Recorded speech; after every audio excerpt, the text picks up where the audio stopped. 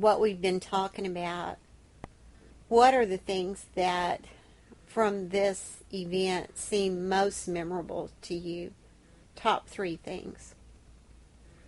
The first thing that seemed memorable to me is that Sunday morning when we received the news that a black man had been dragged to death and we did not know his identity. That was one thing that is very memorable to me. The next thing that brings to memory to me is when the news media came into Jasper. All those news media trucks, I'd never seen anything like that in small Jasper. And from all over the world, they were here in the town of Jasper because a young man had been dragged to death. And this was worldwide news. And that's in my memory and always will be. And the third thing that's in my memory is the fact that the first time in Texas, a white man was given the death sentence for the murder of a black man.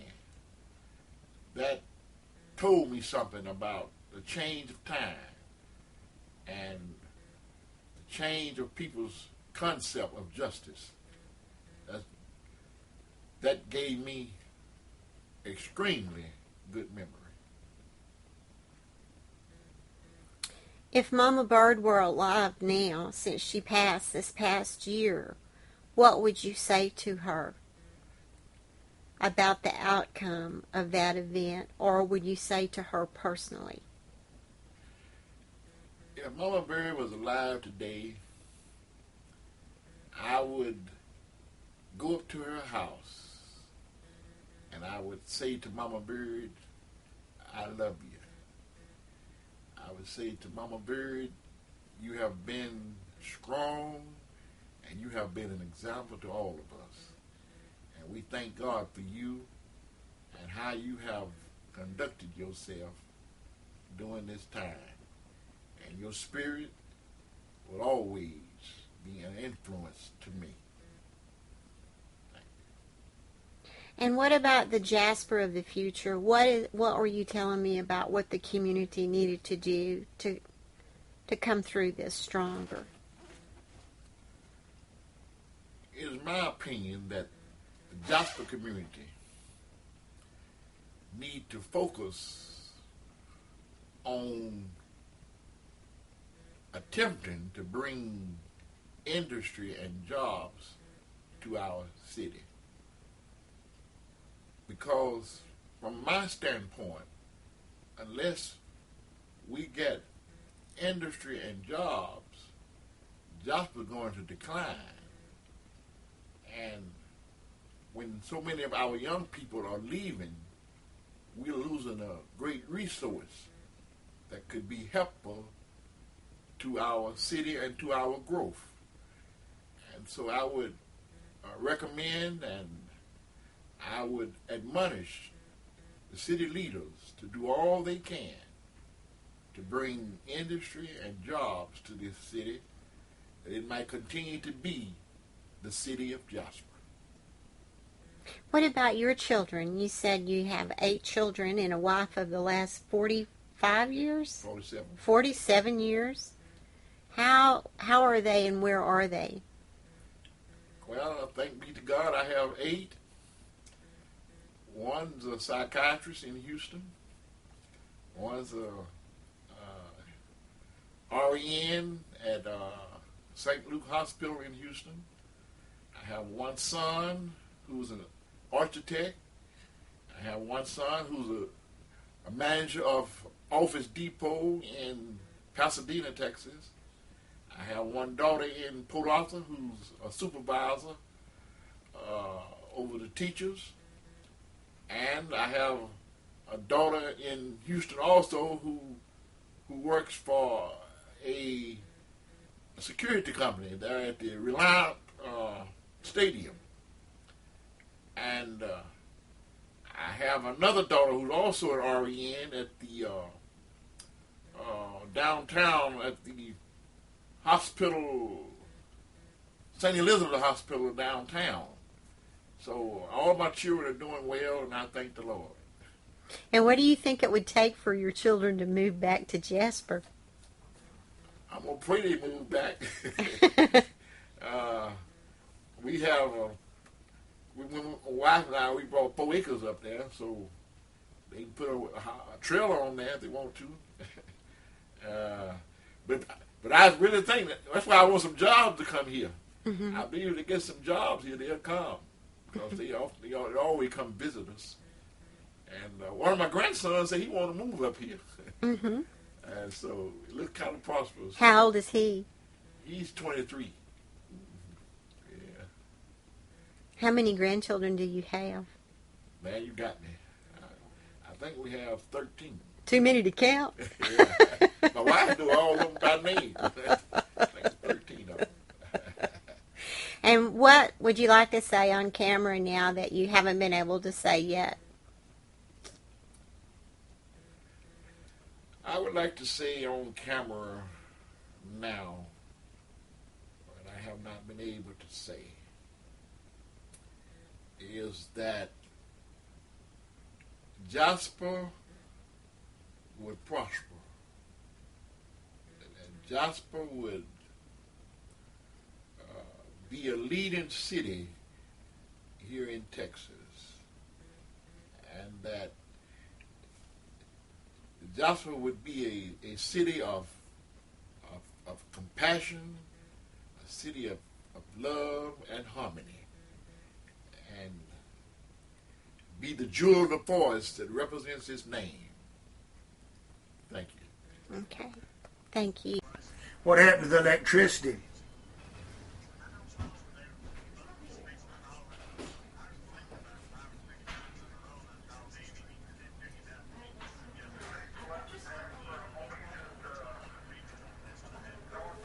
Okay, I was worried about those guys working down there in the adjacent substation. I hope nobody got hurt.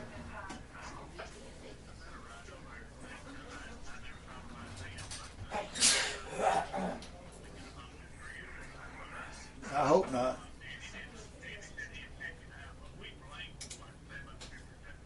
Yeah. Okay. I was just afraid somebody was hurt. I'll holler at you later. So, tell me just if you could think of 3 things that happened in Jasper during the Byrd murder and the aftermath. What would the top 3 memories that you have be?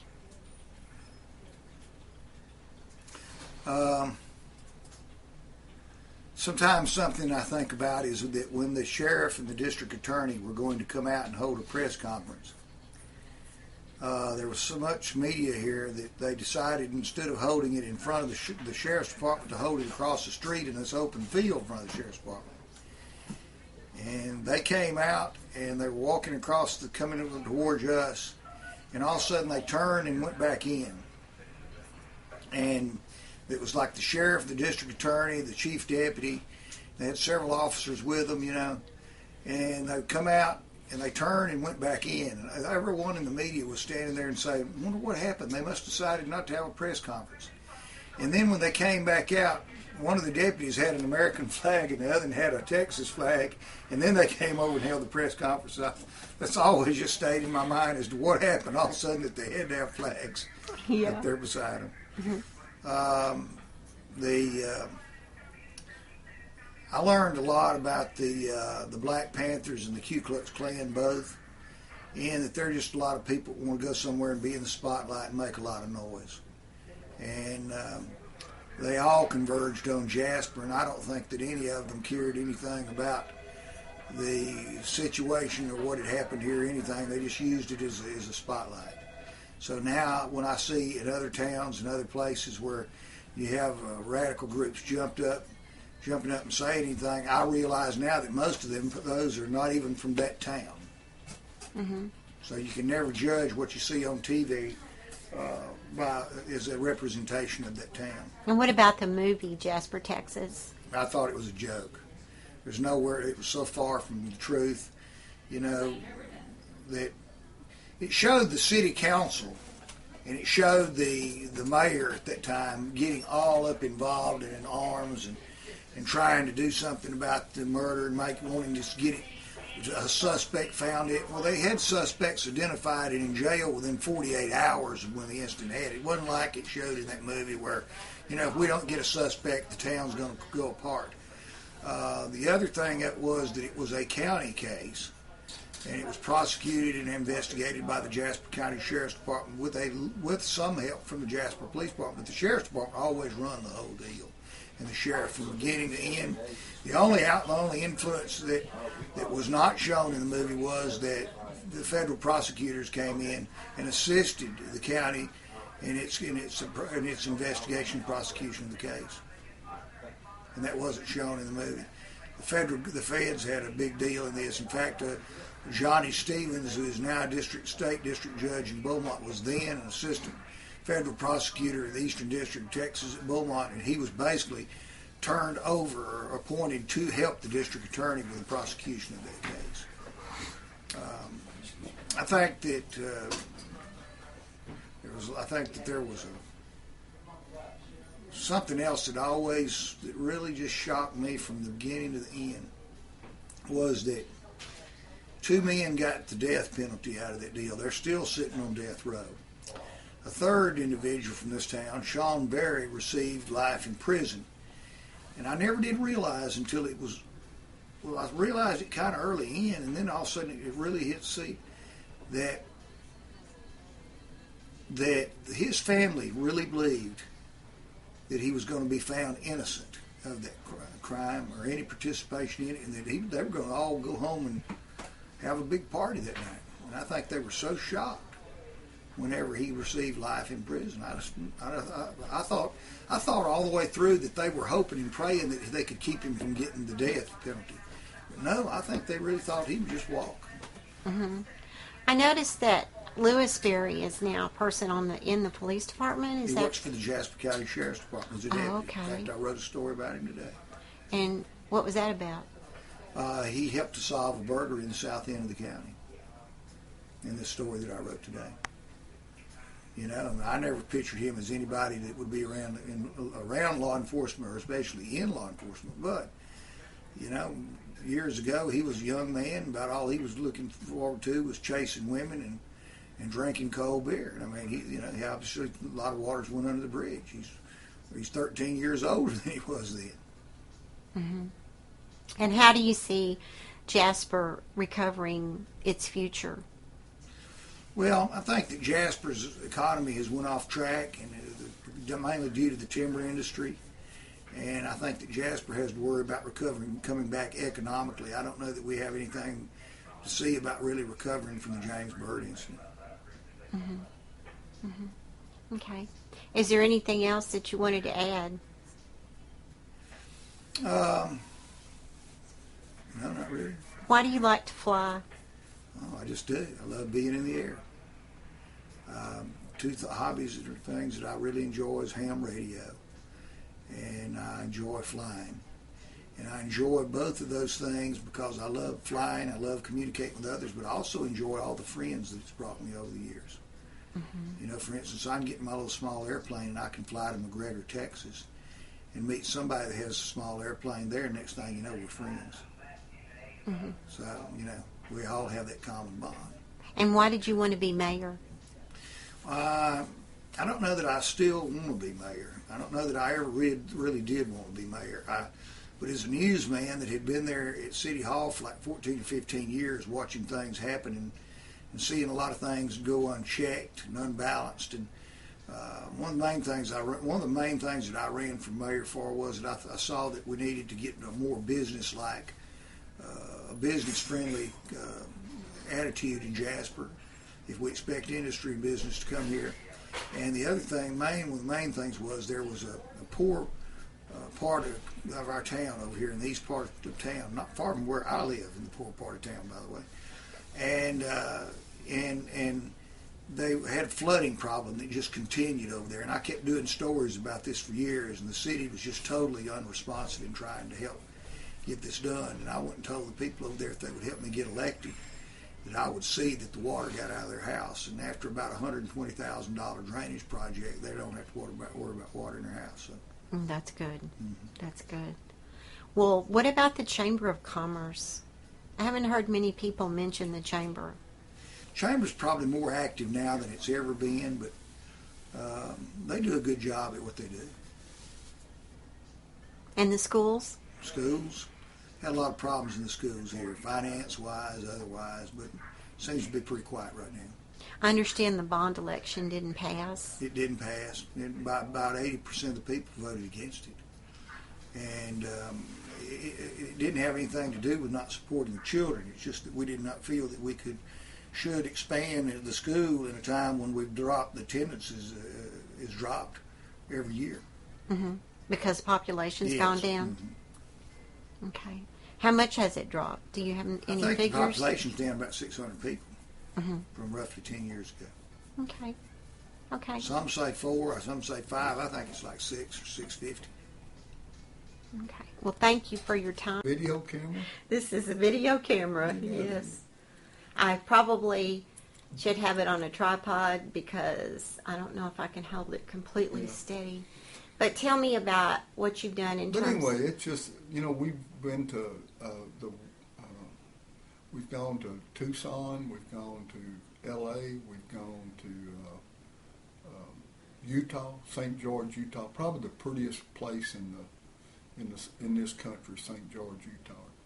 But that was a Utah Sheriff's Conference, annual Sheriff's Conference, and but it's very nice to get to go to visit with all the other different officers. Plus, my wife and I get to go spend 3 or 4 days somewhere that doesn't cost us any money. So. And what are the points that you make?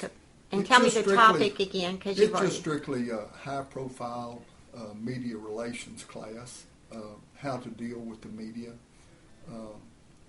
And it's actually kind of not the same as a lot of your media classes teach. You have to find who you can trust and kind of how we established a relationship with our local medias and the national medias, how we did that. It doesn't come easy.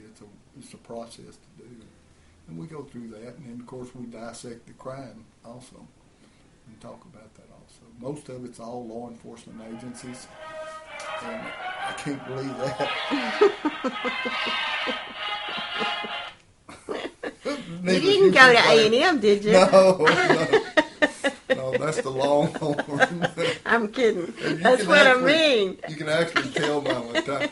I did not go to UT. This man is from the University of Texas. Yeah. Did you go to University of Texas? No, I went to Southwest Texas. Okay, in good Sam school. Houston. So, I went to both of those. My daughter went to Southwest Texas. Really? I went to Sam Houston. yeah, well, I went to Sam Houston, and I did all this at night classes.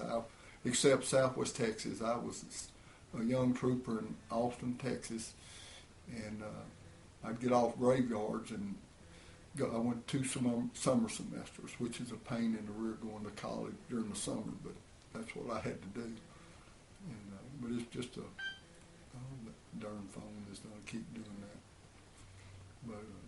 But anyway, the traveling part. My wife and I've been all over as a result of this, from Wisconsin to New York to New Jersey to Ohio to Florida to California to Seattle to Vancouver, British Columbia. Just really neat getting to go tell our story. Mm-hmm. And it didn't cost nothing. It's traveling on somebody else's nickel. And how did you develop the trust with media during the aftermath of the Byrd murder? It was actually easy. Actually, Willis Webb and Julie and Mike Louts were people that knew us prior to it, and they actually built the bridges from us to the other local medias in Beaumont, the TV, and then, of course, once that happened, then they bridged the gap between the national media for us, and I'll say that Guy James and I actually helped do that also by the people knew they could trust us after they'd been around us a while. You know, we wasn't trying to blow smoke up anybody, or we were just being honest, and apparently it came through. So that's kind of neat. Did you tell your local media more than you would tell? Oh yeah, there was no secrets. Our local people here knew stuff that you just don't tell media, but it worked for us. And I'm not saying it worked for everybody, but because obviously there's just like police officers. Some police officers you can't trust, and some media you can't trust. It's just reality. So, but we were fortunate to have a good, solid core of media people here, and it worked. Who was in that solid core? Julie and Willis Webb with the Jasper Newsboy were two of them. Solid as a rock, good, solid people. I'd trust them with my life. Just about did. Mike Louts at KJ, at the radio station here in Jasper, same thing. Angel San Juan with Channel 6 CBS News in Beaumont, same way. It's just one of those deals that we were fortunate. They were where they were at the time, and we were where we were at the same time, and we bonded with them and still friends with all of them. And who was at the Chronicle then? You know, I can't, let's see, the Chronicle changed it. Oh, Houston Chronicle, I'm sorry. Mm-hmm. That was Stewart. What was his first name? Anyway, the Stewart he was one of them guys that trusted us, and we trusted him. Mm-hmm. I can't remember his first name now. I told you a while ago, but I can't remember. And what was the difference can you tell me about when you discovered the body and then what happened in terms of media coverage? Just give me that 24-hour period. Well, we got the body about 7 o'clock in the morning or so, and we didn't even look up. No media involved in none of that until we wound up having them arrested. We arrested them, put them in jail, stayed up all night interviewing, finally got a statement from Sean Berry about 4 o'clock in the morning, 5 o'clock in the morning, hadn't been to bed. And when he said he went to ELF, they went to ELF with an N, it became to me that this was going to be a civil rights violation. Never heard the name hate crime, didn't know what a hate crime was. But I know that if you kill somebody because they're black, that was going to be a federal offense. So at 8 o'clock in the morning, when the FBI got to their office in Beaumont, I had been there 30 minutes at their door waiting on them. And I went in with a copy of the statement from Sean Allen Berry. That statement basically said why they had done what they did. The FBI got involved in it at that time. And that was Monday. Tuesday morning, when I got to my office, I finally got to go home and go get a little bit of rest. And we worked on it again that evening. The next morning, when I got to the office in Jasper, we had a press conference, discussed the whole case. And then Wednesday morning... How many people were at that press conference? It was 6, 4, and 12 out of Beaumont. I think maybe the TV station out of Lufkin was there. The Newsboy, the radio station here, and the Newsboy and Beaumont Enterprise. And then that was Tuesday morning, and Wednesday morning all the satellite trucks moved in. They was probably, I'm going to say Wednesday morning, I'm going to say there was probably 10 satellite trucks out at our office. And by Thursday morning, there was even more than that. It had went national then and got crazy. And the Black Panther Party came to Jasper. We had to deal with them. When the Black Panther Party came to Jasper, then the Ku Klux Klan Party wanted to come to Jasper. And on 2 different occasions, we had the Black Panthers and the Ku Klux Klan here at the same time. Woo. And that's part of that stress we was talking about a while ago. And Willis Webb said that you met the Black Panthers outside of town.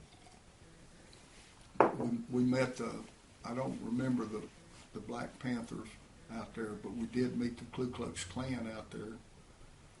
And the Black Panther Party came to our office. They actually came down there to, we had a meeting with them, with Khalid Muhammad. We had to do some negotiating on the day of the funeral for carrying their weapons and marching through the streets and all this. So it's a long, drawn-out process. It was one of those stressful deals dealing with them. And dealing with the Ku Klux Klan. They both groups of them had lawyers with them, so you actually was going through dealing with attorneys. Mm-hmm. So. Willis's story involved you removing bullets from guns. That was during the parade. That was during the funeral. They were going to be patrolling the streets of back streets of Jasper during the deal, and we negotiated over that. We weren't going to let them come down here, but we told them we'd let them carry their guns down on the back street. Mm-hmm. It was a long negotiating. I didn't want to do it, but DPS, their legal people, was involved in it, and they recommended that we were taking advice from them. But it was a pain. That was a tough decision. That sometimes you have to give, and to take a little bit, you got to give, and that's one of them negotiation things that we negotiated for a long, hard time to work that out on the guns and where they could carry them and where they loaded and where they not loaded and all that sort of stuff. Mm-hmm. And how do you think you figured all these things out? Because you really had to act quickly in situations you'd never been in before. Can you tell me again about... I'm going to tell you what, I've said it before and I'll say it again. The good Lord took me by the hand and walked me through this step by step. Some of the tough decisions were actually easy decisions because I knew who was walking right there with me. The good Lord took us through this, and I'm telling you, it took us, the whole community, through it. He was my main chief strength and support. Mm-hmm. Then, and he still is now. What about the prayer vigil? Did you attend the prayer vigil on the courthouse Mm-hmm. square? Can you tell me about that evening? Very emotional. There was lots of crying, lots of hugging. My kids all came up with my wife and I that night.